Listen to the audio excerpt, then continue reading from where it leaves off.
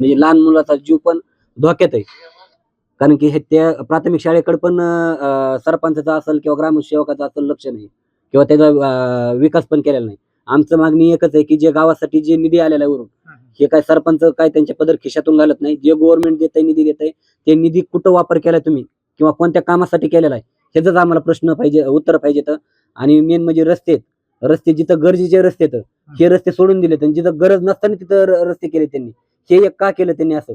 त्याचा एक आम्हाला मोठा प्रश्न आहे. आपल्या गावाच्या परिसरामध्ये आता आम्ही पाहिलं अद्याप गावाला रस्ते नाहीत, नाल्या नाहीत. काय सांगाल, कसा विकास कसा विकास म्हणजे विकास फक्त कागदपत्री विकास झालेला आहे. प्रॉपर जर बघितलं तर ग्राउंड लेवलला विकास काहीच झालेला नाही. फक्त कागदपत्री विकास आहे, बिल आहेत, सगळं आहे त्यांच्याकडे. आणि जी आम्ही माहिती काढलेली आतापर्यंत, जी मीडिया समोर माहिती सांगतोय किंवा आम्ही जे सोशल मीडियावर व्हिडिओ अपलोड केले, ही माहिती म्हणजे आम्ही काय प्रॉपर अशी माहिती घेऊन दिलेली नाही. त्यांनी जे पंचायतला जे टाकलेलं आहे, जे सबमिट केलेलं आहे, हेच आम्ही सगळं लेखी काढून तेच प्रश्न विचारतो. त्यांनी जे अपलोड केले त्याचे त्यांना त्यांच्याकडे उत्तर नाहीत. अशा प्रकारे प्रशासनाकडे ग्रामस्थांना देण्यासाठी उत्तर नाहीत. काय मागणी आहे तुमची, काय सांगाल? काय हेच आम्ही रस्त्याचं, विद्यार्थी शाळा शिकते त्यांच्या त्या शौचालयाचं ह्याचं त्याचं विचारलं. आमच्या गावाला महिला सरपंच आहे. महिला सरपंच आणखीन हे काम केलंय. पाणी मिळतं का वेळेवर? पाणी रेशन रेशनचे अर्धे उडून टाकले, असं काहीचे उडून टाकले, काहीचे म्हणले तुमचे नाव वगळले.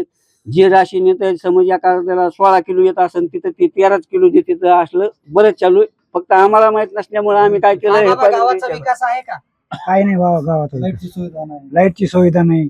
आमची वस्ती तिकडं असुरबा वस्ती म्हणून, तिकडे कशाचाच आतापर्यंत कुठलाच विकास केला नाही आमचा.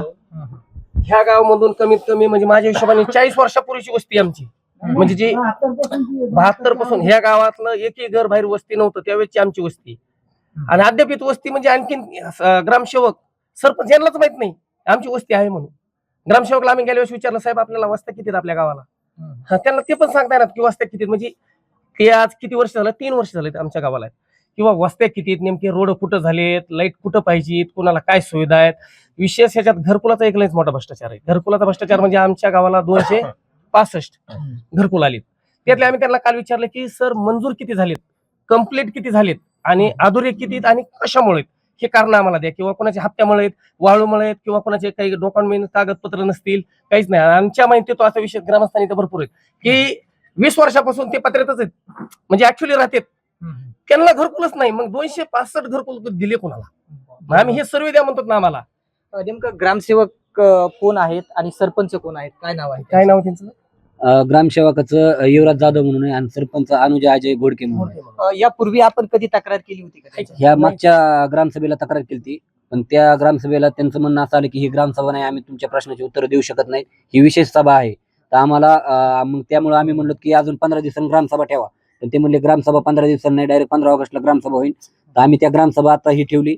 ह्याच्यामध्ये अजून प्रश्न त्यांना विचारले, पण त्यांनी इथून पळ काढून निघून विषय गेले. मुद्दा असा आहे आता साहेब, पुन्हा त्यांचा काही रिप्लाय आला का? तुम्ही त्यांना- contact वगैरे केलाय का? आम्ही ते निघून गेल्याच्या नंतर आम्हाला म्हणले होते की आम्ही एमबी रजिस्टर घेऊन येतो. एमबी रजिस्टर घेऊन येतो त्यापासून आम्ही 1 तास वाट बघितली त्यांची. 1 तासाच्या नंतर त्यांचा काही रिप्लाय आला नाही.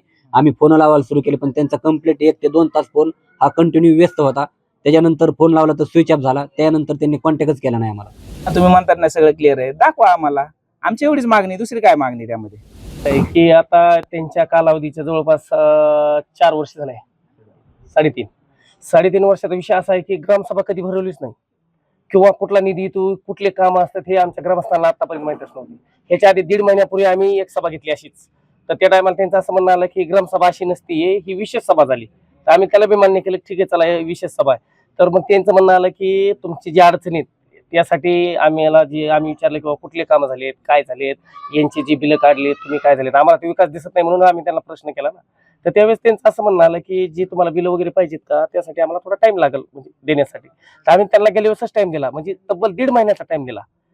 1.5 महिन्यानंतर कालची ग्रामसभा भरण्यात आली, म्हणजे पहिली ग्रामसभा ही आमची. तर आम्हाला जे नागरिक आहेत हीच ग्रामसभा काय असते किंवा नियोजन काय असतं हेच आता ते अद्याप माहित नव्हतं. म्हणजे कालच्या 2 सभेपासूनच माहित झालंय म्हणूनच ते काल आम्ही विचारल्याच्या नंतर त्यांचा असा विषय की ज्यावेळेस आम्ही ग्रामसाहेबांना विचारलं किंवा सरपंचांना बॉडी मेंबरला त्यांना काय आम्ही विचारतो का हेच ते सांगायला गेलेत असा विषय आमचा.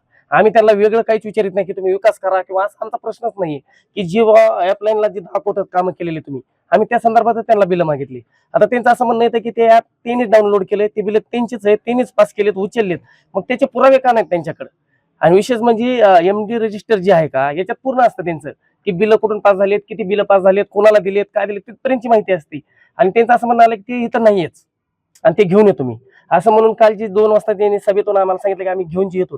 ती जी अद्याप गेले ते आलेच नाही. आम्ही त्यांना 7 वाजता 8 वाजता 9 10 वाजेपर्यंत रात्री कॉल केले, ते आलेच नाही. आम्ही जी काल 11 वाजले सभा जिथे जी चालू आहे ते कालच्या 11 वाजेपर्यंत म्हणजे आजचे 12 वाजलेत आम्ही इथून हल्लोच नाहीत आणि हलणार पण नाहीत. जोपर्यंत याचा काय विषय काही नाही, जोपर्यंत ते देत नाहीत आम्ही तोपर्यंत करणार नाहीत. आता ह्यांना सांगितलं आम्ही कोणाला व्हिडिओला सांगितलंय, त्यांनी पण 1 वाजेपर्यंत टाइम दिलाय. नाही दिल्याच्या नंतर नियमाप्रमाणे जिथलं आहे तिथलं करणार आहेत. उद्या 8 वाजल्यापासून आम्हाला उपोषणाला आम्ही इथं बसणारच आहेत आणि जोपर्यंत त्याचा काय निर्णय लागत नाही आणि जे हे अधिकारी काय असतील हे ग्रामसेवक वगैरे यांचे काय जे काम आहे हे जर नसल करत तर यांच्या हेच करून घ्यावा प्रशासनाने. काय नाही ते तर आहेच ना प्रश्न आपली निलंबितच करण्यात यावा आणि त्याशिवाय हे आता माघार होणारच नाही आमचा असा विषय.